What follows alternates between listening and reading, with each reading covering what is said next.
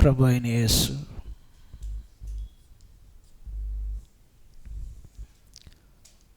కనపర్చిన మాదిరికరమైన జీవితం.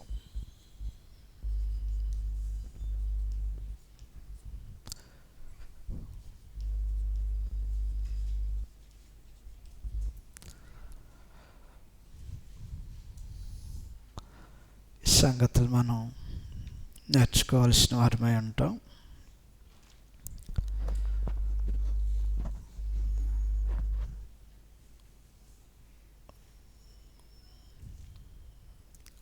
ప్రభువైన యేసు ఈ లోకానికి రాకమునుపు దేవుని యొద్ద ఉన్నాడు. యోహాను సువార్త 1వ అధ్యాయము 1వ వచనంలో రాయబడినటువంటి సంగతులు చదువుతాం. ఆదియందు వాక్యము ఉండెను, వాక్యము దేవుని యొద్ద ఉండెను, వాక్యము దేవుడై ఉండెను. ఆయన అనగా క్రీస్తు ప్రభు ఆదియందు దేవుని యొద్ద ఉన్నాడు. ప్రభువైన యేసు దేవుని యొద్ద ఉన్నాడు.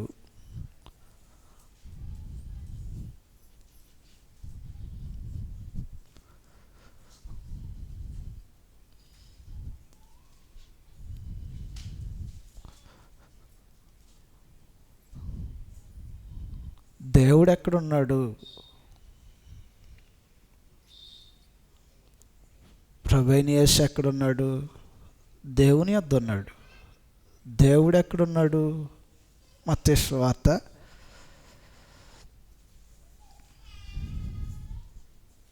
6వ అధ్యాయము 9వ వచనంలో దేవుడు ఉన్నటువంటి లోకం. కాబట్టి మీరు ఎలాగ ప్రార్థన చేయండి, పరలోకమందున్న మా తండ్రి. దేవుడు ఎక్కడున్నాడని ప్రభువైన యేసు తెలియచేస్తున్నాడంటే దేవుడు పరలోకంలో ఉన్నాడు.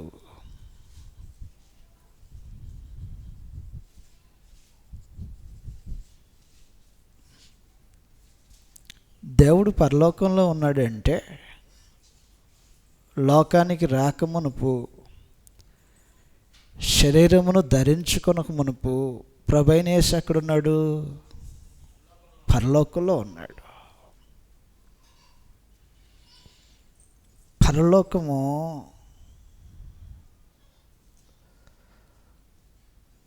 మహిమ కలిగినటువంటి ఉన్నత లోకం. హెబ్రీయులకు రాసిన పత్రిక 1వ అధ్యాయము 3-4 వచనాల్లో రాయబడినటువంటి సంగతులలో ఆఖరి భాగంలో ఉన్నత లోకమందు మహామహుడగు దేవుని కుడిపార్శ్వమున కూర్చుండెను. ఉన్నత లోకము.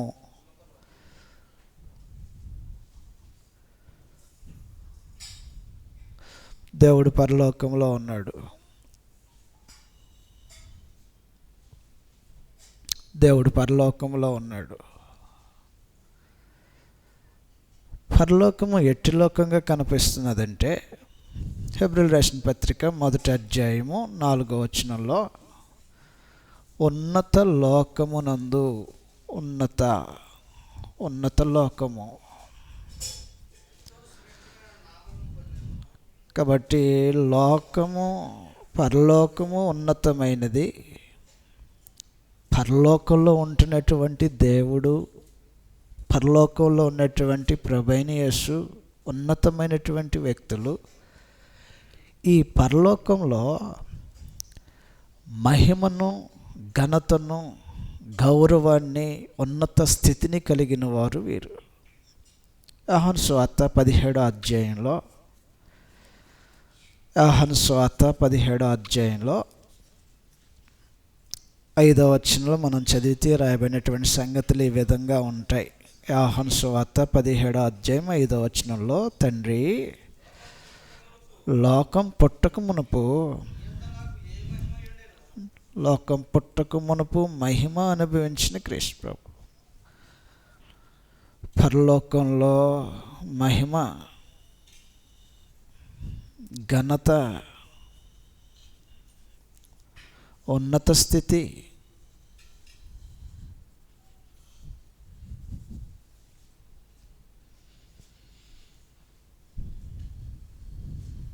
తేజోమహిమ కలిగినటువంటి వారుగా ఉన్నారు.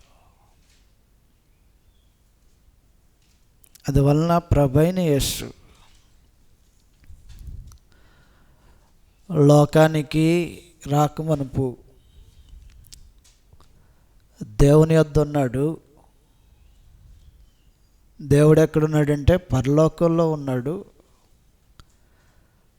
పరలోకంలో ఉన్నటువంటి లోకపు స్థితి ఎలాంటిది? అది ఉన్నతమైనటువంటి లోకము, ఉన్నతమైన స్థితి కలిగి ఉన్నారు. ఆ పరలోకంలో మహిమను అనుభవిస్తున్నటువంటి ప్రభువైన యేసు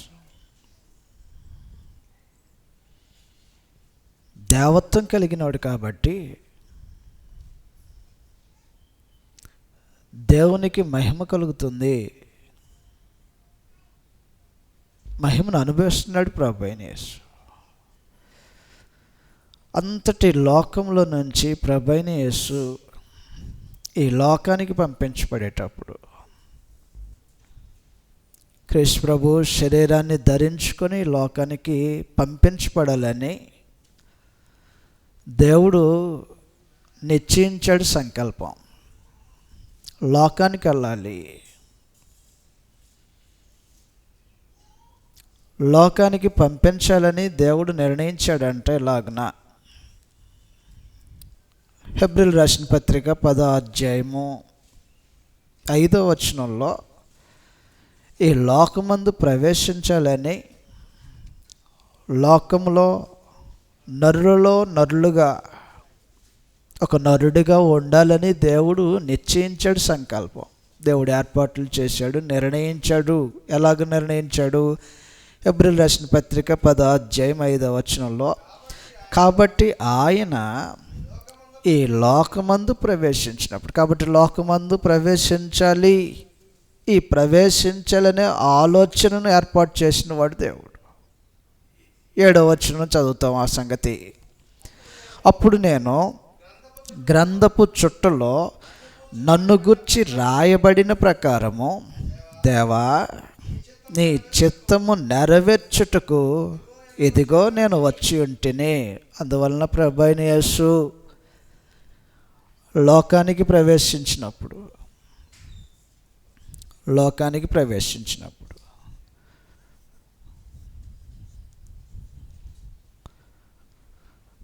దేవుని చిత్తము నెరవేర్చడానికి, గ్రంథపు చుట్టలో తన్ను గురించి దేవుడు ఏదైతే పలికించాడో, ముందుగానే తెలియచేశాడో, దేవుని చిత్తము నెరవేర్చుట కొరకు వచ్చిన క్రీస్తు ప్రభు.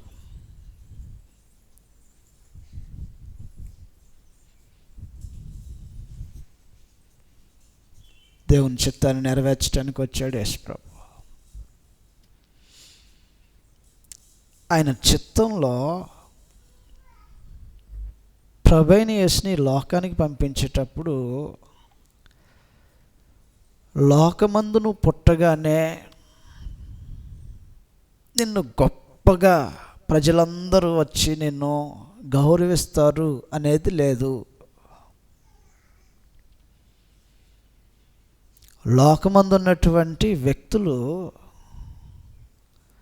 పేరుగాంచిన వాళ్ళైతే, బాగా గుర్తింపు తెచ్చుకున్నటువంటి వ్యక్తులైతే, ఒక దేశాన్ని వదిలి ఇంకో దేశానికి వచ్చినప్పుడు ఎంత ఆడంబరం చేస్తున్నారో. నిన్నటికి నిన్న మెస్సీ అని ఒక ఫుట్బాల్ ప్లేయర్, మెస్సీ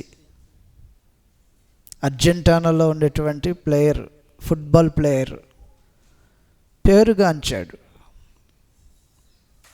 బాగా ప్రసిద్ధి చెందినటువంటి వ్యక్తుల్లో ఒకరు ఆయన. ప్రస్తుతం ఆయన ఎక్కడికి వెళ్తే అక్కడ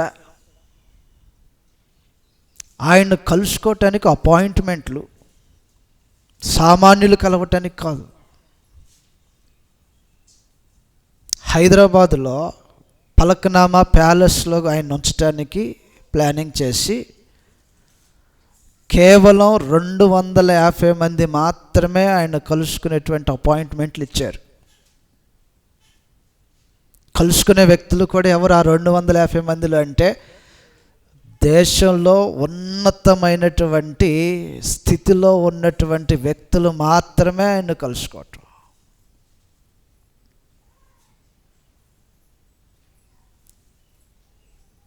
కాబట్టి పేరుగాంచినటువంటి ఒక నరుడికే ఇంత గౌరవం, ఘనత. ఆయన ఎక్కడుండాలో ఒక ప్యాలెస్, ఆయన ఏం తినాలో ఆయన తినటానికి కావలసినటువంటి ఆహారంలో జాగ్రత్తలు, ఆయన ఉన్నటువంటి స్థలంలో అవాంఛమైనటువంటి ఘటనలు జరగకూడదని సెక్యూరిటీ, ఆయన బయటికి వెళ్ళాలంటే తనకు కావలసినటువంటి అన్ని విషయాల్లో ఏర్పాట్లు. ఎంత గౌరవం పొందుకుంటున్నాడో ఒక మనిషి. విమానం దిగినది మొదలు సాదరంగా ఆహ్వానించేవారు కొంతమంది, తీసుకెళ్లాల్సిన స్థలానికి తీసుకెళ్తున్నారు కొంతమంది, ఆయనకి ఏం కావాలో, ఆయన ఏం చెప్తాడో అని ఎదురు చూసేవారు కొంతమంది. లోకమందు ఉన్నటువంటి ఒక మనుష్యుడి కంటే గుర్తింపు లేనటువంటి వాడా క్రీస్తు ప్రభు?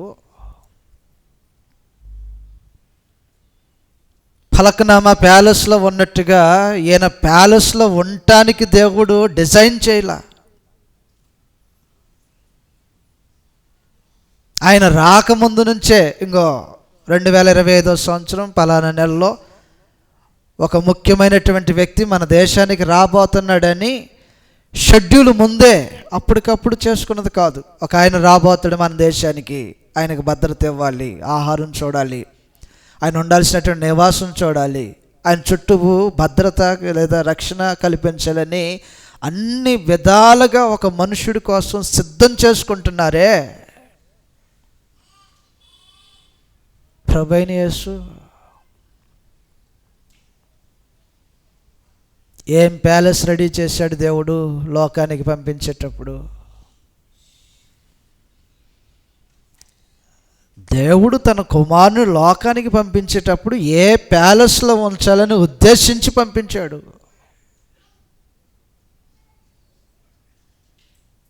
మనుషులందరూ 5 స్టార్ హోటల్లో ఉంటుంటే అసలు పైనే ఏమీ లేనటువంటి అన్ని స్టార్లు కనిపించేలాగా ఉండేటువంటి స్థలంలో పెట్టాడు.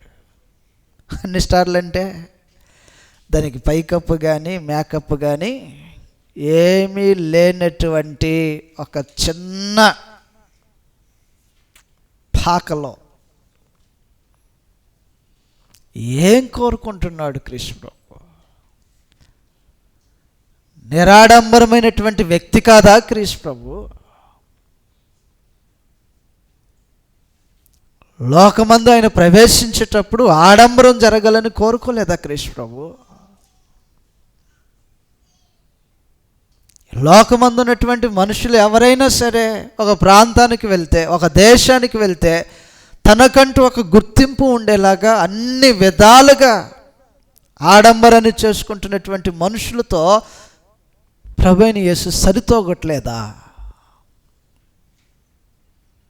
పరమ తండ్రి ముందే తెలియచేశాడు, లోకానికి వెళ్తున్నావు, లోకమందు నీకు ఆడంబరం జరగదు. గ్రంథపు చుట్టలో ఏమి రాయబడినటువంటి గ్రంథపు చుట్ట? అసలు నువ్వు పుట్టిన సంగతే తెలియదు. అలాగొస్తారండి ఇప్పుడున్నటువంటి మనుషులు. ఎవరైనా తాను వచ్చింది పోయింది అసలు తెలియకోకుండా వచ్చి పోయే వాళ్ళు ఉన్నారు. అసలు వస్తారండి అలాగా.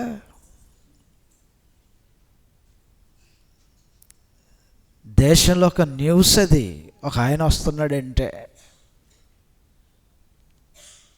ప్రభువైన యేసు ఈ లోకమందు ప్రవేశించినప్పుడు నిరాడంబరమైనటువంటి ఒక వ్యక్తిగా ప్రత్యక్షం అవ్వాలని, శరీరంలోకి రావాలని వచ్చేవాడు. ఎవ్వరూ గౌరవించినటువంటి ఒక తొట్టెలో పత్తి గుడ్డలతో పరుండ పెట్టబడాలని. అసలు నిజంగా ఈ స్థితికి ఏ మనుషుడు ఒప్పుకుంటాడో?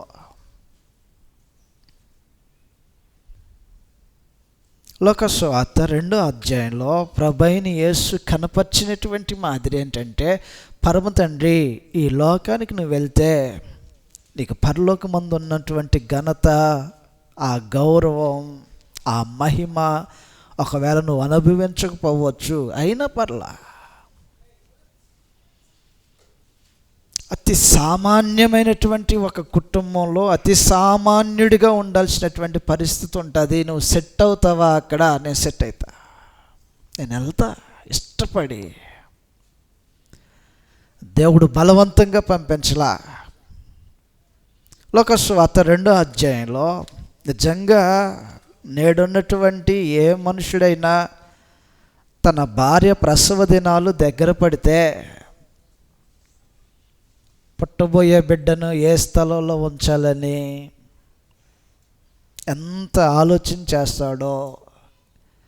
కానీ ప్రభువైన యేసు పుట్టినప్పుడు మాత్రం వారికి దొరికినటువంటి స్థలం ఏ స్థలం అయి ఉందో చదువుతూ ఉంటాం. లోకసువార్త 2వ అధ్యాయము 6వ వచనంలో ఇలాగని రాయబడి ఉంది. వారు అక్కడ ఉన్నప్పుడు ఆమె ప్రసవ దినములు నిండిన గనుక తన తొలిచూలు కుమారుని కని పత్తి గుడ్డలతో చుట్టి సత్రంలో వారికి స్థలము లేనందున పశువుల తొట్టులో పొరండు పెట్టారంట. అదే నీకు ప్యాలెస్. పశువుల తొట్టులో పొరండు పెట్టడం అనేటువంటి రాజభవనం. రాజభవనం కదండి అది, పశువుల తొట్టి.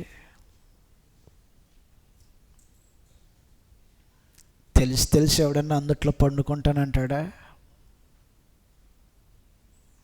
తెలియకపోతే వేరే సంగతి. ప్రభువైన యేసుకు తెలుసా లేదా తను పుట్టినప్పుడు ఉంచే స్థలం ఎలాంటిదని? ప్రభువైన యేసు కోరుకోలేదా? మరి అంత చీప్గా అయితే బాగోదేమో, ఏదైనా స్థలాన్ని మార్చరాదండి అని ఒక్క రిక్వెస్ట్ తండ్రి దేవుణ్ణి అడగలేడా క్రీస్తు ప్రభు? అడగగలడా? ఆయన అడిగితే చేయడా? ఆయన ఒక రోజున పేతురు ఏం చేస్తాడంటే కత్తి తీసుకొని తన దగ్గరకు వచ్చినటువంటి రోమా సైనికులు ఒకటి చెవు తెగ నరిగితే, ఒకవేళ దేవుణ్ణే నేను ఏదన్నా అడగాలనుకుంటే వ్యూహాలు దిగుతాయి. నేను అడిగితే కాదనలేనటువంటి తండ్రి నా తండ్రి. లోకానికి రాకమునిపే లోకంలో ప్రవేశించినప్పుడు నీ పిక్చర్ ఎలాగుంటుంది అని తనకి చూపిస్తున్నప్పుడు జన్మ చూపించేశాడు, జీవితంలో ఎదుర్కొంటున్నటువంటి సవాళ్ళు చూపించేశాడు, మరణం నందు అవమానం అన్నీ చూపించేసేసాడు. ఇది ఇలా జరగాలి, ఇది నా చిత్తం, నేను అనుకుంటున్నా అని అనగానే ఎన్నిసార్లు ఆలోచన చేసి ఉంటాడు. జన్మ ఓకే, ఇదేమన్నా మార్చే అవకాశం ఉంటుందా అని అడుగుకోవాల్సినటువంటి పరిస్థితి ఉందా?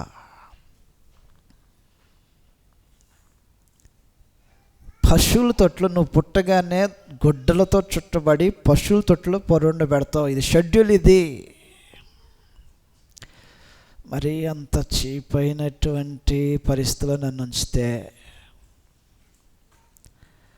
రేపొద్దున్న మాటకు వాల్యూ ఉండిద్దా? కొంచెం ఏదన్నా మారిస్తే బాగుంటుంది అనే అభిప్రాయం క్రీస్తు ప్రభుకి ఎందుకు రాలా?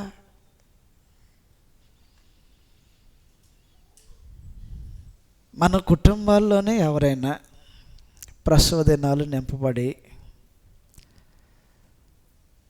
అత్త మామలు కానీ తల్లిదండ్రులు కానీ పుట్టగానే బిడ్డను తీసుకెళ్ళి మన ఇంటి ముందు ఉన్నటువంటి పాకలో పశువుల తొట్టులో పడుకోబెట్టాలి, అది చేసిన తర్వాత ఏదైనా చేయాలి అని అన్నారనుకోండి, ఒక్క క్షణం ఉంచరు అక్కడ. నువ్వు పురుడు పోతే పోయి, లేకపోతే లేదు. కానీ అండి నీ దారి నువ్వు పడిపో, మాట్లాడటానికి సిగ్గే, ఇట్లా మనిషిలాగే మాట్లాడావా నువ్వు అనిపిస్తా లేదా? పుట్టగానే తీసుకెళ్ళి పశువుల తొట్లో పెట్టడం ఏంటి? దిక్కుమనేటువంటి స్థితి అది. పశువుల తొట్లో పెట్టడం అంటే గౌరవించడం కోసం చేసిన పని, అది అవమానంలాగా భావించేటువంటి పని అది. పశువుల తొట్లో పెట్టడం, తీసుకొచ్చి బంగారపు ఉయ్యల్లో పెట్టాలని కోరుకుంటారు కదా మనుషులు. పశువుల తొట్లో పెట్టడం ఏంటి? పరమ తండ్రి ఆలోచన చేసినట్టుగా ఇలాగుంటుంది లోకమందు ప్రవేశిస్తే. పర్లా ఈ స్థాయికి తగ్గించుకుంటావా? తగ్గించుకొని చూపిస్తా చూడన్నాడు కృష్ణుడు. దేవుని చిత్తము నెరవేర్చడానికి లోకానికి ప్రవేశించాడంట కృష్ణుడు. రాజభవనాలు కోరుకోవాలా, రాజ మర్యాదలు కోరుకోవాలా, గౌరవాలు మహిమను కోరుకోవాలా. అందువలన లోకమందు నువ్వు ప్రవేశించినప్పుడు ఇవంటి పరిస్థితులు ఉంటే ఆలోచించే అని అన్నాడు. ఆలోచన లేదు, ఏమీ లేదు. నువ్వు ఏం నిర్ణయిస్తే అది జరిగిద్ది లోకం. నేను దానికోసమే వెళ్తాను లోకానికి.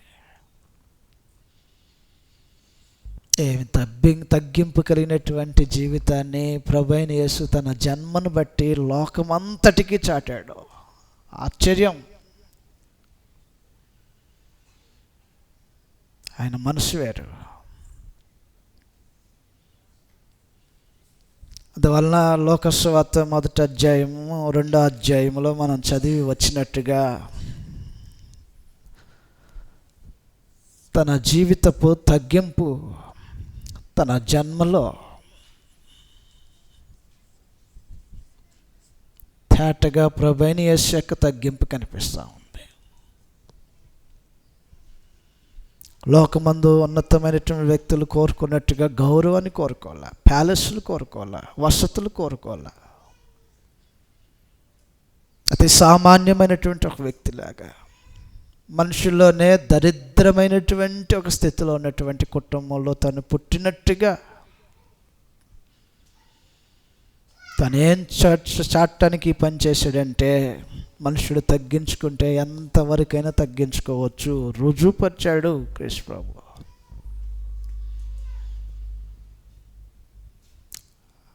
అంతవరకైతే ఓకే, కానీ అది నాకు నచ్చలా చెప్పలా కృష్ణ ప్రభు. మనుషుడు ఒక స్థాయిని పెట్టుకుంటాడు, అంతవరకే, అంతకు మించితే మాత్రం ఒప్పుకునేది లేదు. కానీ కృష్ణ ప్రభు అలా కాదు. పరమ తండ్రి ప్రభువైన యేసుని లోకానికి పంపించేటప్పుడు,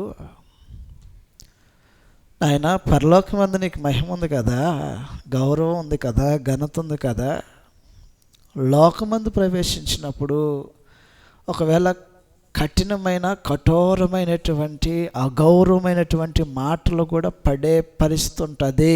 దీనికి కూడా ఓకేనా? ఓకే. ఏం మాట అది? ఏం మాట అంటే, ఆ మాట యోహాను సువార్త 8వ అధ్యాయంలో ప్రభువైన యేసుని అనుసరించడం కోసం వచ్చినటువంటి యూదులతో కొన్ని విషయాలు మాట్లాడుతూ ఉంటాడు కృష్ణ ప్రభు. తనను నమ్మిన యూదులతోనే మాట మాట్లాడుకుంటున్నారు, సంభాషణ జరుగుతుంది. ప్రభువైన యేసు చెప్పిన మాట కొంచెం లోపల హృదయానికి కొంచెం నొప్పి కలిగించిందంట. నొప్పి కలిగేసరికి మాట్లాడిన మాట తీవ్రమైన మాట మాట్లాడారు. ఏంటి ఆ తీవ్రత కలిగినటువంటి మాట? చదువుతాం. 8వ అధ్యాయం 31వ వచనం నుంచి మనం చదివితే, కాబట్టి యేసు తనను నమ్మిన యూదులతో కృష్ణ ప్రభు దగ్గరికి యూదులు వచ్చారు. వచ్చిన యూదులు కూడా ఎలాంటి యూదులు? నమ్మిన యూదులు వచ్చారు. యేసును నమ్మిన యూదులు వచ్చారంటే వారితో మాట్లాడతారు. సంభాషణ జరుగుతుంది. సంభాషణలో ఒక మాట చెప్పాడు, మీరు నిజంగా వాక్యం అని నిల్చుంటే వాక్యం మిమ్మల్ని స్వతంత్రులుగా చేస్తుంది, అప్పుడు మీరు నాకు శిష్యులు అవుతారు అని అన్నాడు. అంతా బాగానే ఉంది. కొంచెం అసలు మేము ఎప్పుడైనా బంధించబడితే కదా, ఎవరికైనా దాసులం అయితే కదా అనే సంభాషణలో మా తండ్రి అయితే అబ్రాం ఏమన్నారు? మా తండ్రి అయితే అబ్రహాం. నీ సంగతి ఏంటో మాకు తెలియదు. అర్థం అవ్వలేదు కదా. చదువుతాం సంగతులు ఎలాగుంటే 8వ అధ్యాయము 39వ వచనంలో రాయబడినటువంటి సంగతులు ఈ విధంగా ఉన్నాయి. అందుకు వారు ఆయనతో మా తండ్రి అబ్రహాం అనిరి. అంటే ఏం చెప్పడానికి ఆయనకి ఈ మాట పలుకుతున్నారు వీళ్ళు? ఏమో మరి ఎలాగ అనుకుంటున్నారు నీ గురించి? కన్యక గర్భవతి అయిందంట, అలాగ పుట్టాడంట. నీ సంగతి అయితే మాకు తెలియదు. మా సంగతి ఎలాగుంటుందో తెలుసా? మేము వ్యభిచారం వల్ల పుట్టిన వాళ్ళం కాదు. అంటే ఏం చెప్పడానికి క్రీస్తు ప్రభుకి ఈ మాట వాడుతున్నారు వాళ్ళు? 40వ వచనం ఇలాగ రాయబడి ఉంది, దేవుని వలన వినిన సత్యము మీతో చెప్పిన వాడినైనా నేను, నన్ను మీరు ఇప్పుడు చంపవెదుగుచున్నారే, అబ్రహాం అట్లా చేయలేదు, మీరు మీ తండ్రి క్రియలే చేయుచున్నారని వారితో చెప్పాను. అందుకు వారు అసలు ఏ సంభాషణ, ఏ మాటలు, ఎందుకు మాట్లాడుతున్నారు? మేము వ్యభిచారం వల్ల పుట్టిన వాళ్ళం కాము. నేను ఎవడు అడిగాడు ఆ మాట? సంభాషణ ఏంటి? మాట్లాడుతున్న మాట ఏంటి? అంటే ఏ ఉద్దేశంతో చెప్పడానికి పలికాడు ఈ మాట? యూదులతో మాట్లాడుతున్నాడు కృష్ణ ప్రభు. మా తండ్రి అయితే అబ్రహాం. 2, మేము వ్యభిచారం వల్ల పుట్టిన వాళ్ళం కావు. అంటే ఇండైరెక్ట్గా ఏం చెప్తున్నారు కృష్ణ ప్రభుకి? ఎట్ట పుట్టావో ఎవడన్నా పడతాడు ఈ మాట?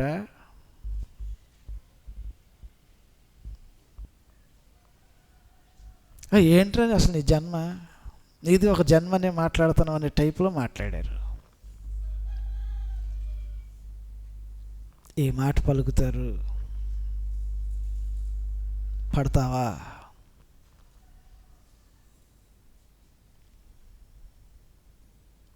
దోషణకు ప్రతి దోషం చేయకోకుండా నిలబడతా. నేను తగ్గించుకుంటా ఎవడు పలికినా.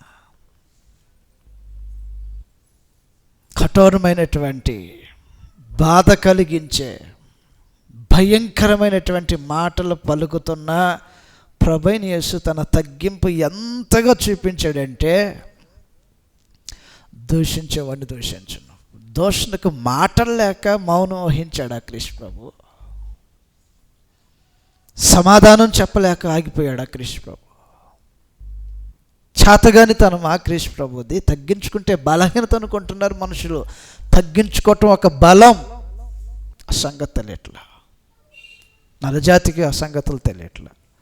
పేతురు రాసిన మొదటి పత్రిక 2వ అధ్యాయంలో 23వ వచనంలాగా రాయబడి ఉంటుంది, ప్రభువైన యేసుని యూదులు తమకు తోచినంత మాట, అనకూడనంత మాటలు పలుకుతుంటే ప్రభువైన యేసు మాత్రం దూషించే వాడికి దూషణ చేయకోకుండా తనకు తానుగా తన మనసును అనుపుకొని ఆ తండ్రి చిత్తాన్ని నెరవేర్చడానికి ఏది ఆటంకం కలగకూడదు.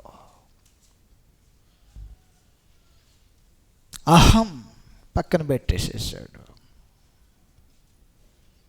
తను రెచ్చగొడుతుంటే, తను ఎంత రెచ్చగొట్టినా సరే తను మాత్రం ఏమాత్రం తన యొక్క హద్దు దాటుకోకుండా తనకంటూ హద్దు నియమించాడు దేవుడు. ఎలాగుంటుందో లోకమందు ప్రవేశిస్తే అవమానం నిందలతో ఉంటుంది, అయినా పర్లా. కృష్ణ ప్రభు మహనీయుడు. పేతురు రాసిన మొదటి పత్రిక 2:23 రాయబడి ఉంది, ఆయన దూషింపబడి బదులు దూషించలేదు, శ్రమ పెట్టబడి బెదిరింపక. ప్రభువైన యేసు యోధులందరూ చుట్టుముట్టి మాట్లాడుతున్న మాట, మేము అబ్రాహం సంతానం, మేము విచారం వల్ల పుట్ల, మా బ్యాక్గ్రౌండ్ ఇది, మా స్థితి ఇది, ఒకరి సంగతులు మాట్లాడుతున్నారు. తెగించి మాట్లాడగలిగిన వాడే క్రీస్తు ప్రభు. వారు బ్రతుకులేంటో ఒక్కసారిగా చెప్పగలిగిన వాడే క్రీస్తు ప్రభు. మౌనం వహిస్తున్నాడంట.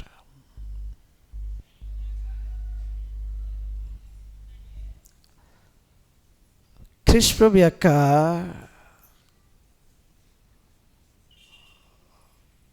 ఆయన స్టేటస్ ఏంటో మనుషులకి తెలియట్లా.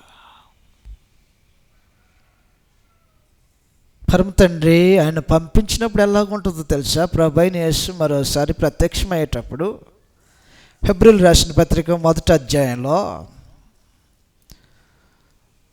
హెబ్రీయులకు రాసిన పత్రిక 1వ అధ్యాయము 5వ వచనం నుంచి మనం చదివితే, ప్రభువైన యేసు యొక్క ఉన్నతమైనటువంటి స్థితి, ఎవరిని ఏం మాట పలుకుతున్నారో పలికేవాడికి తెలియకపోవచ్చేమో ఎవరిని ఆయన స్థాయి ఏంటనే సంగతి, కానీ పడుతున్న వాడికి తెలుసు ఆయన స్థాయి ఏంటో. తన స్థాయి ఏంటో తనకు బాగా తెలుసు. ఏంటి ఆయన స్థాయి? హెబ్రీయులకు రాసిన పత్రిక 1వ అధ్యాయం 5వ వచనంలో, యాలయనగా నీవు నా కుమారుడవు, నేను నేడు నిన్ను కనియున్నాననియు, ఇదియుగాక నేను ఆయనకు అంటే క్రీస్తు ప్రభువుని ఉద్దేశించి మాట్లాడుతున్నటువంటి మాట. ఈ క్రమంలో 6వ వచనంలో సంగతి గురించి మాట్లాడాడు. 6వ వచనంలో, మరియు ఆయన భూలోకమునకు ఆది సంభూతిని మరలా రప్పించినప్పుడు దేవదూతలందరూ ఆయనకు నమస్కారము చేయవలనని. ఏంటి తెలుసు నీ క్రీస్తు ప్రభు అంటే? ఎంతమంది చేత నమస్కారం?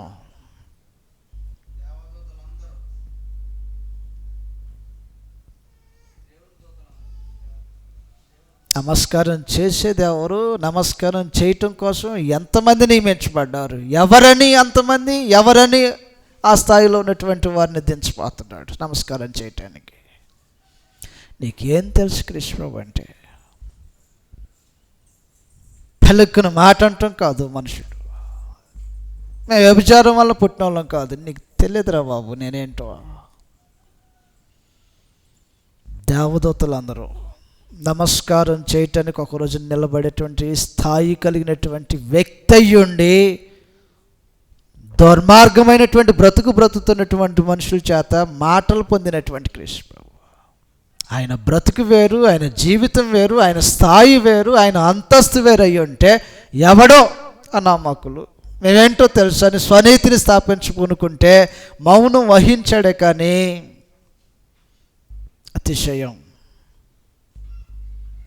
అతిశయం చూపించాల క్రీస్తు ప్రభు. అది కదా క్రీస్తు ప్రభు అంటే. ఏం నేర్చుకుంటాం క్రీస్తు ప్రభుని చూసి?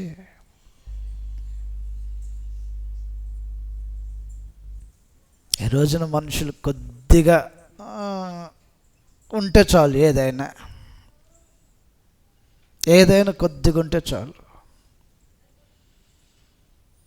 ధనమైన, అధికారమైన, లేకపోతే ఇంకేదైనా కొద్దిగా ఉంటే చాలు నువ్వు పడే అదిరిపోటు. నిజంగా ప్రభువైన యేసు పడలేక క్రీస్తు ప్రభు యొక్క తగ్గింపు మాదిరికరమైనటువంటి జీవితం ప్రదర్శించబడుతుంది. అందువలన లోకమందు ఆయన బ్రతికే ఈ జీవితంలో ఎదుర్కోవలసినటువంటి కఠినమైనటువంటి సంగతులు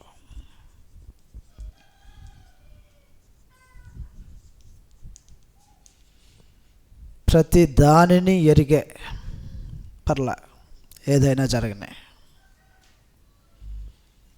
దానికి నేను సిద్ధంగా ఉన్నానని ప్రభువైన యేసు లోకానికి రావటం.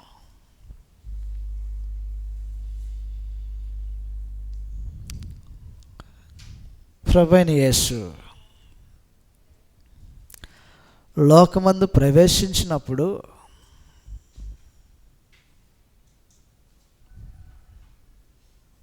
పరలోకంలో ఉండే అంత వైభోగం నీకు ఉండకపోవచ్చు, ఉండదు.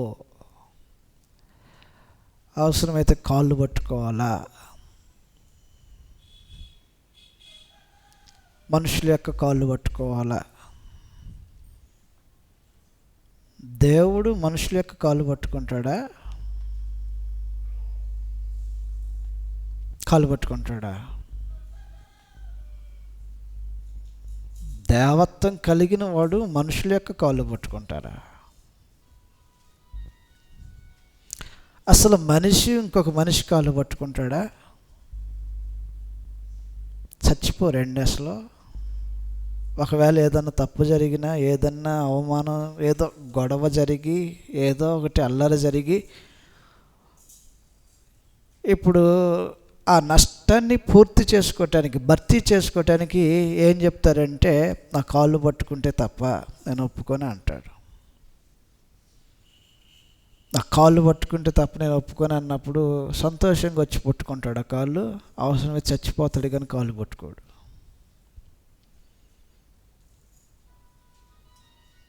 మనిషి కాళ్ళు పట్టుకోవటానికే ఎంత అసలు మనుషుడు సహించలేనంత స్థితిగా భావిస్తుంటే,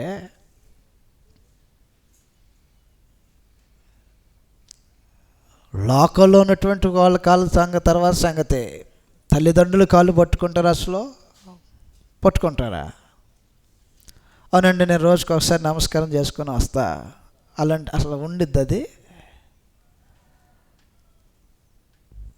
లోకమందు ఒక నరుని యొక్క కాళ్ళు పట్టుకోవటమే ఒక అవమానంగా భావిస్తుంటే, దేవత్వం కలిగిన క్రీస్తు ప్రభు మనిషి కాళ్ళు పట్టుకునేంత దాసునిగా, క్రీస్తు ప్రభు యొక్క తగ్గింపు మనుషుడికి ఏమర్థమవుద్ది అసలు? ఆయన నువ్వు లోకానికి వెళ్ళినప్పుడు అవసరమైతే కాళ్ళు కూడా పట్టుకోవాల్సి వస్తుంది. ప్రభువైన యేసు అన్నాడు, ఏమన్నాడంటే, కాళ్ళు పట్టుకోవటమే కాదు, కాళ్ళు కడుగుతా కూడా అని అన్నాడు. పట్టుకోవటమే కాదు, కాళ్ళు కడుగుతా కూడా. చక్కగా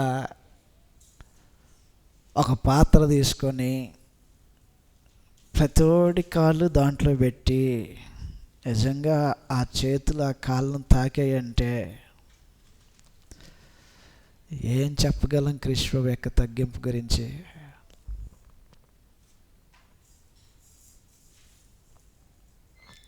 ప్రభువైన యేసు యొక్క ఉన్నత స్థితి ఎరిగిన ఒక ఆయన మాత్రం, ప్రభా నా కళ్ళు అయితే వద్దు. ఎందుకు నువ్వు అక్కడివే వద్దంటాను? నువ్వేంటో నాకు తెలుసు బాగా. సముద్రంలో రాత్రంతా ప్రయాసపడి చేపలు దొరకకపోతే ప్రభువైన యేసు ఒక రోజున తీసుకెళ్తాడు. మళ్ళీ దొరికాయా చేపలు? దొరకలేదు. నేను చెప్తా కానీ వేస్తావా? నువ్వు చెప్పావు కాబట్టే వేస్తానని ఒకరోజు వాళ్ళు తీసుకెళ్ళి విసిరాడు. వల పిగిలిపోయి అన్ని చేపలు పడేసరికే పేతురుకి అర్థమైంది, ఈ వ్యక్తి సామాన్యుడు కాదు. ఆయన మాటలో శక్తి ఉంది, ఆయనలో ఆయన దైవత్వపు యొక్క లక్షణాలు కనబడ్డాయి. సామాన్యుడు కాదు. అందరు కాళ్ళు కడుక్కుంటూ వచ్చాడు. ఈయన కాళ్ళ దగ్గరకు వచ్చేసేసరికి, ప్రభు నా కాళ్ళు నువ్వు పట్టుకోవటం ఏంటి అసలు? ఎవరు కాళ్ళు పట్టుకుంటున్నారు? యోహాను సువార్త 13వ అధ్యాయంలో ప్రభువైన యేసు యొక్క తగ్గింపు. ఈ జీవితంలో ఏనాడైనా ఇలాంటి తగ్గింపు బ్రతుకుతో బ్రతకాలని మనుషులు ఆలోచన చేస్తున్నారా? లేదు. నేను ఎంత తగ్గించుకుంటే నా దేవుడు నాకు అంత ఘనత, హెచ్చింపు నాకు కలగ చేస్తాడని ఆలోచన చేసేటువంటి మనుషులుగా ఉండకపోతే ఖచ్చితంగా క్రీస్తు ప్రభు యొక్క సారూప్యానికి మనం ఎదగలేం. యోహాను సువార్త 13వ అధ్యాయంలో ఇలాగని రాయబడి ఉంటాయి. 4వ వచనం నుంచి చదువుతున్నాం. యోహాను సువార్త 13వ అధ్యాయము 4వ వచనంలో, భోజన పంక్తిలో నుండి లేచి తన వస్త్రము పై వస్త్రము అవతల పెట్టి,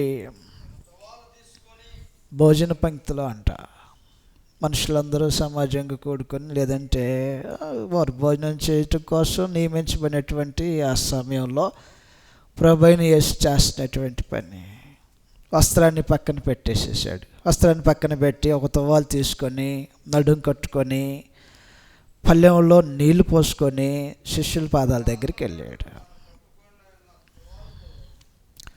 గురువుకి శిష్యుడు చేయాలా, శిష్యుడికి గురువు చేయాలా? వంశీబాబు చెప్పమ్మా, అసలు ఎవరికి చేయాలా సేవ? సేవ చేయటంలో ఈ కాళ్ళు కడిగే అంత పరిస్థితి మీకు తెలుసో లేదో, కరాటే నేర్పించేటువంటి మాస్టర్ ఫీల్డ్లోకి రాంగ్లోనే, గ్రౌండ్లోకి రాంగ్లోనే వాళ్ళకొక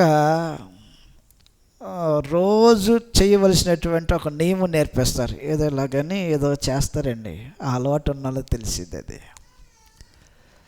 ఆయన అక్కడ రాగానే స్టూడెంట్స్ అందరూ చేయవలసినటువంటి మొట్టమొదటి పని ఏంటంటే తమ గురువుకు నమస్కారం చేయటంలో వంగి, అసలు అది రావటం, అది చెయ్యటం రాకపోతే ముందు పక్కన పెడతాడు. లోకమందు ఉన్నటువంటి వ్యక్తులు ఎలాగున గౌరవించబడాలని కోరుకుంటుంటే ప్రభువైన యేసేంటి దీనికి వ్యతిరేకంగా, లేకపోతే మారుగా పాత్రలో నీళ్లు తీసుకొని ఆ పాత్రలో తువాలు ఒకటి పట్టుకొని ప్లేట్ ఒకటి పట్టుకొని వాళ్ళ కాళ్ళు తీసి ఆ ప్లేట్లో పెట్టి ఆ కాళ్ళు కడిగేసేసి,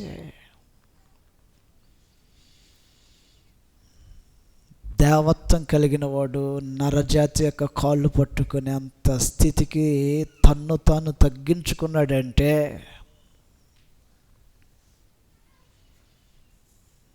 చేతగానోడై దిగల, తన అంతస్తు దిగల. మానవ జాతికి మాదిరిని చూపించడం కోసం దిగిన కృష్ణ ప్రభు. అందువలన దాసునిగా, తన జీవితంలో ఒక దాసునిగా ఉండటానికి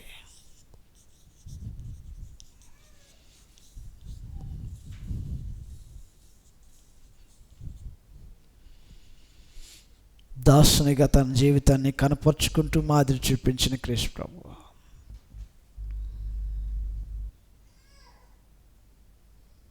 ఈ రోజున మనం దాసులం అయితే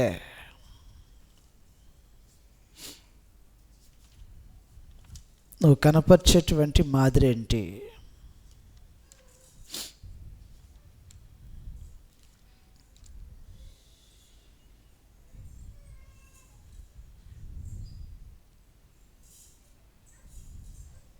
ఈ రోజున మనం దాసులం అయితే మనం కనపరిచేటువంటి మాదిరి ఏంటి?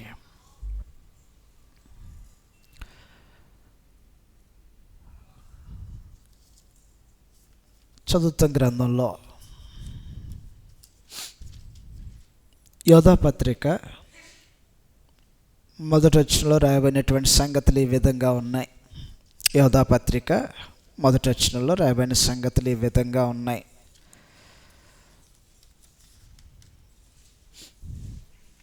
యోధా పత్రిక 1వ వచనంలో, యేసుక్రీస్తు దాసుడును యాకోబు సహోదరుడైన యోధా. క్రైస్తవులు ఎవరికి దాసులు? నిజమా?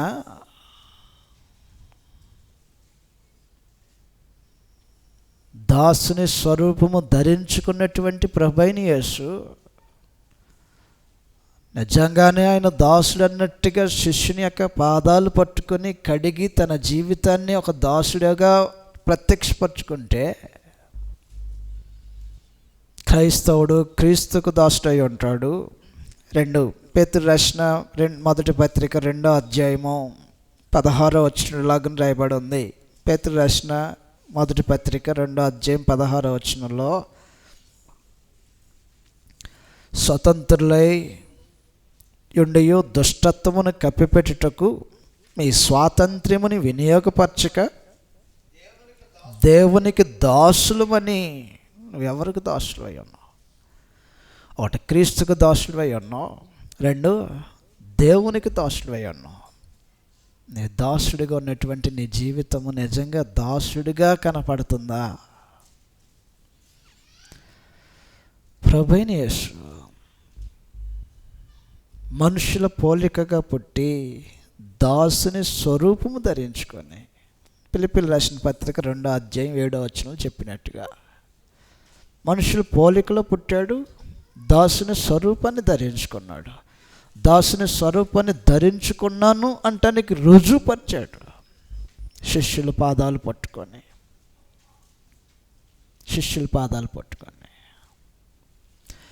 నువ్వు దాసుడువా?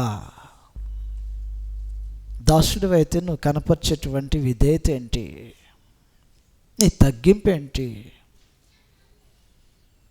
నిన్ను నువ్వు దేంట్లో హీనపరుచుకుంటున్నావు?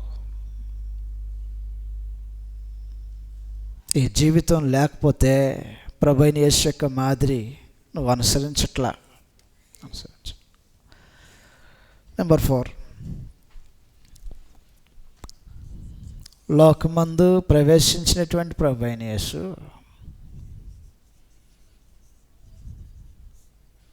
తన జీవితపు ముగింపు కూడా, అనగా శరీరధారిగా ఈ లోకంలో తన జీవితాన్ని ముగించేటప్పుడు కూడా ఒక వీరమరణాన్ని పొందాలని కోరుకోవాలి. లోకమందు ఉన్నటువంటి మనుషులు ఏం కోరుకుంటారంటే, చచ్చిపోయిన తర్వాత కూడా బ్రతకాలి, మనుషుల్లో నేను ఉండాలి అని అంత వీరమరణాన్ని కోరుకుంటారు. చచ్చిపోయిన తర్వాత కూడా ప్రజల హృదయాల్లో నేను ఉండాలి అని అంత గొప్ప మరణం, గొప్పగా మరణించాలని కోరుకుంటారు. అవమానించబడే మరణాన్ని క్రీస్తు ప్రభు కోరుకున్నాడంటే, దేవుడు ఆ ప్రోగ్రాం అంతటిని తన ఎదుట పెట్టినప్పుడు, నీ మరణపు ముగింపులో ఇలాగుంటుంది, అన్యజనుల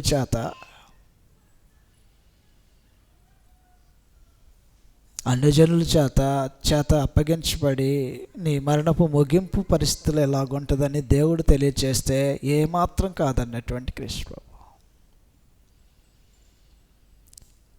వాస్తవమైన సంగతి ఏంటంటే, యూదుడు అస్సలు ఒప్పుకోడు అమర్యాదగా చావటానికి. అవసరమైతే తను చంపుకుంటాడు, కానీ ఒకవేళ అమర్యాదగా చచ్చేటువంటి పరిస్థితి వస్తే ఇంకొకటి చేత చంపబట్టడానికి మాత్రం ఒప్పుకోడు. యూదుల యొక్క లక్షణం అది. చచ్చిపోవాల్సిన పరిస్థితి వస్తే తనకు తానుగా పొడుచుకునైనా చచ్చిపోతాడు, కానీ ఇంకొకటి చేతిలో తన ప్రాణం పెట్టాలని ఆలోచించాడు. సమూయేలు మొదటి గ్రంథంలో గిల్బోవ పర్వతం మీదకి యుద్ధం చేయటానికి వచ్చినటువంటి ఫిలిస్తీన్లతో సౌలు తన కుమారులతో కలిసి యుద్ధం చేస్తున్నటువంటి సమయాన బాణపు దెబ్బలు బాగా తగిలి కష్టం బ్రతకటం అని తనకు తాను అనిపించినప్పుడు తన ఆయుధాలు మోసేటువంటి వాడిని పిలిచామంటాడంటే, వాళ్ళ చేతిలో చావటం అనేది అస్సలు నేను ఇష్టపట్లా. ఎవరి చేతిలో? అన్యజనులైనటువంటి ఫిలిస్తీన్ల చేతిలో చావటానికి ఇష్టపట్ల. చిచ్చి, వాడు నన్ను చంపటం ఏంటి, అవసరమైతే నువ్వు నన్ను చంపంటున్నాడు. సమూయేలు మొదటి గ్రంథం 31వ అధ్యాయము 3వ వచనం నుంచి రాయబడినటువంటి సంగతులు ఈ విధంగా ఉంటాయి. సమూయేలు మొదటి గ్రంథం 31:3 యుద్ధం జరుగుతుంది.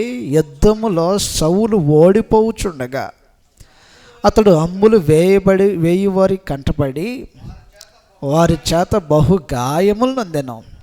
అప్పుడు సౌలు, సున్నతి లేని వీరు వచ్చి నన్ను పొడిచి అపహాస్యము చేయకున్నట్లు. మరణంలో అన్యజనుడి చేతిలో చచ్చిపోవటం అవమానం అనుకుంటున్నాడా యోధుడు? అవును, యోధుడికి అవమానమే. 2, అవమానంతో చచ్చిపోవాలని కోరుకోవట్లా. పరమ తండ్రి క్రీస్తు ప్రభుని లోకానికి పంపించినప్పుడు నాయన శిలువ మరణం పొందేటప్పుడు ఒకడు వంగబెట్టి నీ వీపు మీద కొట్టి నిన్ను కొట్టినోడు ఎవడో చెప్పు అని హేళన చేస్తారు. అట్లా ముఖం మీద ఉమ్మేసి నిన్ను కొట్టినోడు ఎవడో, ఉమ్మేసినోడు ఎవడో చెప్పు అని అడుగుతారు. ఇష్టమైన అవమానం జరిగిద్ది ఆ మరణంలో. అవును, అవమానం జరిగిద్ది, ఘోరమైన అవమానం జరిగిద్ది. దేహం మీద వస్త్రాలు సైతం లాగేసుకునేంత అవమానం జరిగిద్ది. నీకు ఇష్టమేనా?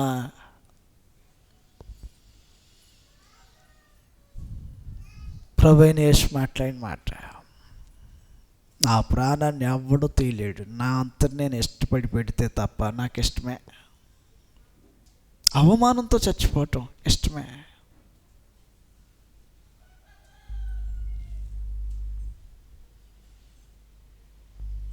ఈ వెంట్రుకలు పెరికేస్తుంటారు, చెంపల వెంట్రుకలు, తల వెంట్రుకలు పెరికేస్తుంటారు. పర్లా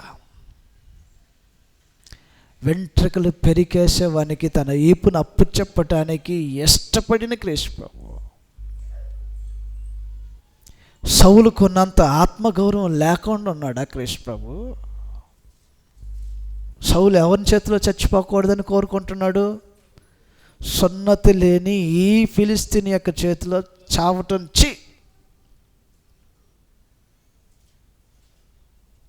ప్రభువైన యేసు ఎవరి చేతిలో తన యొక్క మరణము జరిగించబడబోతుంది? రోమ ప్రభుత్వం వారి చేతుల్లో.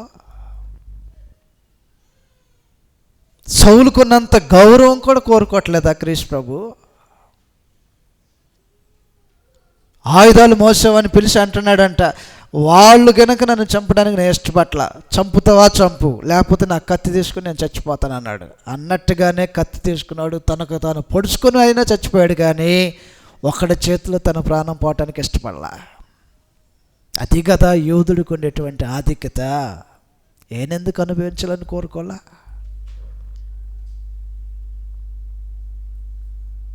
హెబ్రీయులు రాసిన పత్రిక 12వ అధ్యాయంలో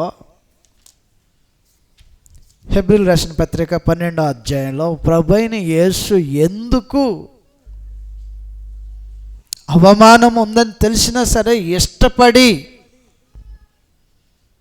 తన ప్రాణాన్ని పెడుతున్నాడు. చదువుతాం. హెబ్రీయులు రాసిన పత్రిక 12వ అధ్యాయము 2వ వచనం కింద భాగంలో, ఆయన తన ఎదుట ఉంచబడిన ఆనందము కొరకై అవమానమును నిర్లక్ష్యపెట్టి శిలువ మీద వేలాడదీయబడ్డాడంటేనే ముద్ర. ఏం ముద్ర? వీడు శాపగ్రస్తుడు. ఆయన నువ్వు మ్రాన్ ఎక్కాల్సి వస్తుంది, సిలువ ఎక్కాల్సి వస్తుంది, సిలువ వేయబడాల్సి వస్తుంది అని దేవుడు తన యొక్క చిత్తాన్ని ముందుగానే తెలియచేసినప్పుడు మ్రాన్ మీద ఎక్కినోడిని శాపగ్రస్తులని ముద్రపడిద్ది కదా. మరి ఇంకొక ప్లానింగ్ ఏమీ లేదా? మార్చమని ఆయన అడగల, ఇది నీకు ఇష్టం లేకపోతే ఇంకోలాగా చేద్దామని ఆయన చెప్పలా. మ్రాను మీద వేలాడదీయబడిన వాడు శాపగ్రస్తుడు అని వారి ధర్మశాస్త్రము తేటగా చెప్తుంది. ద్వితీయోపదేశకాండం 21వ అధ్యాయంలో మనుషుడు మ్రాను మీద వేలాడి తీయబడితే శాపగ్రస్తుడై ఉంటాడు, దేవునికి శాపగ్రస్తుడు అనేటువంటి నింద మోస్తాడు. ద్వితీయోపదేశకాండం 21వ అధ్యాయము 22వ వచనం నుంచి చదువుదాం. ద్వితీయోపదేశకాండము 21వ అధ్యాయం 22వ వచనం. మరణ శిక్షకు తగిన పాపము ఒకడు చేయగా అతన్ని చంపి మ్రాను మీద వేలాడదీసిన ఎడల అతని శవము రాత్రి వేళ ఆ మ్రాను మీద నిలవకూడదు. వేలాడదీయబడిన వాడు. అందువలన ధర్మశాస్త్రం ఏం చెప్తుంది? ధర్మశాస్త్రం యొక్క నియమం ప్రకారంగా దేవుని ఆలోచన ఏం చెప్తున్నాడంటే, మ్రాను మీద వేలాడదీయబడిన వాడు శాపగ్రస్తుడు.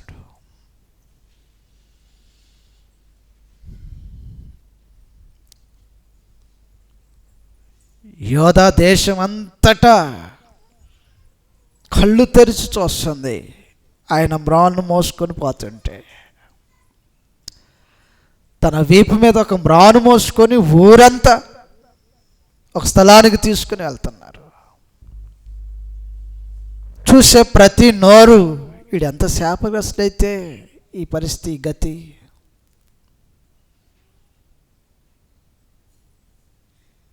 అని ప్రభువైన యేసును చూసి మాట్లాడుతున్నటువంటి ఎన్ని నోర్లు పలుకుంటాయో శాపగ్రస్తుడు శాపగ్రస్తుడు శాపగ్రస్తుడు అని. కొరింథీయులకు రాసిన మొదటి పత్రిక 12వ అధ్యాయంలో ప్రభువైన యేసు శాపగ్రస్తుడా? అవమానం పొందటానికి ఇష్టపడ్డాడు కానీ ఆయన శాపగ్రస్తుడు కాదు. కొరింథీయులకు రాసిన మొదటి పత్రిక 12వ అధ్యాయము 3వ వచనం లాగా రాయబడి ఉంది. అందుచేత దేవుని ఆత్మ వలన మాట్లాడువాడు ఎవ్వడునో యేసు శాపగ్రస్తుడని చెప్పడు. శాపగ్రస్తుడుగా మరణాన్ని అనుభవించడానికి ఇష్టపడ్డాడు, వాస్తవమే. ఆయన శాపగ్రస్తుడు కాదు. అందువల్ల హెబ్రీ రాసిన పత్రిక 12వ అధ్యాయంలో చెప్పినట్టుగా 12వ అధ్యాయం 11వ అధ్యాయంలో చెప్పినట్టుగా, క్షమించండి, 12వ అధ్యాయంలో చెప్పినట్టుగా అవమానమును నిర్లక్ష్యపెట్టి సిలువను సహించి ఏం చెప్పగలం క్రీస్తు ప్రభు యొక్క తగ్గింపు జీవితం గురించి? ఆడంబరాన్ని కోరుకోవాలా. అందువలన దయతో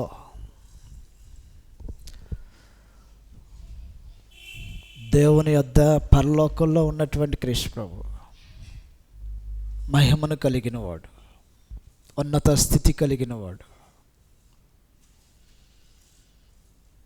ఎంత స్థితి కలిగినటువంటి వాడు లోకంలోనికి శరీరధారిగా ప్రవేశించింది కారణం ఏంటంటే దేవుని చిత్తం నెరవేర్చాలి, మనల్ని దేవునితో సమాధానపరచాలని తాను ఎంత తగ్గించుకున్నాడంటే ఆయన జన్మలో సైతం ప్యాలెస్లో పుట్టాలని కోరుకోవాలి, రాజమందిరాల్లో రాజగౌరవంతో తను బ్రతకాలి, తన బాల్యం గడవాలని కోరుకోవాలి. ఈ రోజునటువంటి తల్లిదండ్రులు తమ బిడ్డలను వారి తీపి జ్ఞాపకాలు అన్నమాట ఉన్నతమైనటువంటి స్థితిలో వారిని ఉంచాలి, ఉన్నతమైనటువంటి వారిగా పెంచాలని. కానీ ప్రభువైన యేసు పశువుల తొట్లో ఎలాగని పరుణ్ణి పెట్టబడతావు, ఓకేనా అంటే ఓకే. ఏంటి అసలు ఆ తగ్గింపు? రెండు, ఆయన జీవితంలో తాను పొందినటువంటి ఎన్నో కఠినమైనటువంటి కఠోరమైనటువంటి మాటలు పడుకుంటూ వచ్చాడు క్రీస్తు ప్రభు. సహించటం. 3, యజమానునిగా కాదు కానీ దాసునిగా బ్రతకటం ఎలాగో చూపించాడు క్రీస్తు ప్రభు. 4, ఆయన మరణంలో సైతం అవమానం పొందటానికి ఇష్టపడినటువంటి ప్రభువైన యేసు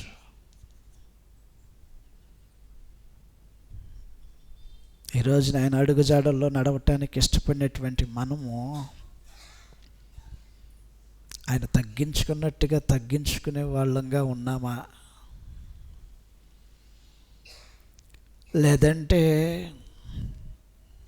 ఎంచుకోవలసిన దానికంటే ఎక్కువగా ఎంచుకునేటువంటి స్థితిలో ఉన్నామా? గలతీ రాసిన పత్రికలో ఈ సంగతి చదివి మనం ముగించేపోతాం. క్రైస్తవుడు క్రీస్తు వలె అన్ని విషయాల్లో ఉండటానికి ప్రయత్నం చేయాలి, అలాగే బ్రతకాలి, తన విశ్వాసాన్ని కాపాడుకోవాలి. గల్తీ రాసిన పత్రిక 6వ అధ్యాయము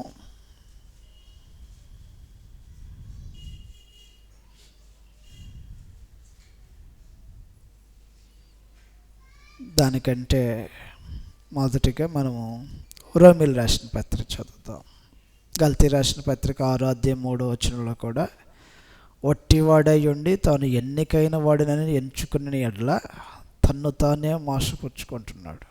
ఒట్టివాడిగా ఉండి ఒకవేళ మనం ఎన్నికైనటువంటి వారి వలె, అంటే ఎంచుకోదగిన దానికంటే ఎక్కువగా ఎంచుకుంటున్నటువంటి వారిగలే, అతిశయం పడవలసిన దానికంటే ఒకదాని యందు అతిశయపడాలి క్రైస్తవుడు. కానీ వేరే విషయాల్లో అతిశయపడటానికి కారణంగా ఎంచుకుంటే అది క్రైస్తవ జీవితానికి సరైనటువంటి సంగతులు కాదనేది మనం చూస్తున్నాం. రోమీయులకు రాసిన పత్రిక 12వ అధ్యాయము 3వ వచనంలో ఇలాగ రాయబడి ఉంది. రోమీయులకు రాసిన పత్రిక 12వ అధ్యాయం 3వ వచనంలో, తన్ను తాను ఎంచుకొన తగిన దానికంటే ఎక్కువగా ఎంచుకొనక. నువ్వేమని ఎంచుకుంటావు ఒక క్రైస్తవుడిగా? నువ్వేమని ఎంచుకుంటావు ఒక క్రైస్తవుడిగా? నా ప్రభు పశువుల తొట్టిలో పరుండు పెట్టేంత స్థితికి తగ్గించుకున్నాడేమో, కానీ నేను అలా కాదని ఎంచుకుంటావా? ఆయనకలాగా నేను తగ్గించుకునేటువంటి పరిస్థితి ఏదన్నా కనపరచాలని ఎంచుకుంటావా? నా ప్రభు జీవితంలో ఎన్నో కఠినమైనటువంటి పరిస్థితులు ఎదుర్కొంటూ కూడా దూషణకు ప్రతిదోషం చేయకుండా ఎలాగైతే బ్రతికాడో నేను కూడా అలాగే బ్రతకాలని ఎంచుకుంటావా? ఆయన కాబట్టి అలాగున్నాడు, కానీ నా సంగతి అయితే వేరేలాగా ఉంటుందని కనపరుస్తావా? నా ప్రభువు కాళ్ళు పట్టుకొని కాళ్ళు కడిగినటువంటి స్థితిలో ఆయన జీవితాన్ని కనపరిచాడు, కానీ నేనైతే ఎవడి కాళ్ళు ఎప్పుడు కనీసం పట్టుకోవటానికి తాకటానికి ఇష్టపడినట్టుగా బ్రతుకుతారా? ఆలోచించేయండి. మహోన్నతులైనటువంటి ఆయనే తగ్గించుకొని బ్రతికితే ఒక మాదిరికరమైన జీవితాన్ని కనపరిచినప్పుడు ఆ బాటలో మనం నడవటం అనేది అవసరమై ఉంటుంది. ప్రభు త్యాగం, ఆయన తగ్గింపు, ఆయన వినయం, వాటన్నిటిని మన జీవితంలో అలవర్చుకుంటూ క్రీస్తుకు కలిగిన సమాన సంపూర్ణతను కలగటానికి మనం ఎదగవలసిన వారమై ఉంటాం. కాబట్టి లోకమందు ఆయన వంటి వాడే అలాంటి జీవితాన్ని బ్రతికితే ఆఫ్టర్ ఆల్ మన జీవితాలు ఇంకెంత తగ్గింపుతో బ్రతకవలసిన వారమై ఉంటామో. మనం ఆ జీవితాన్ని కలిగి ఒక మంచి మాదిరిని భవిష్యత్తు తరాలకు క్రైస్తవుడు అంటే ఎలాగ బ్రతుకుతాడనేటువంటి ఒక మాదిరిని అందించాలని మీకు ప్రేమతో మనవి చేస్తూ ముగించేస్తున్నా. అందరికీ వందనాలండి.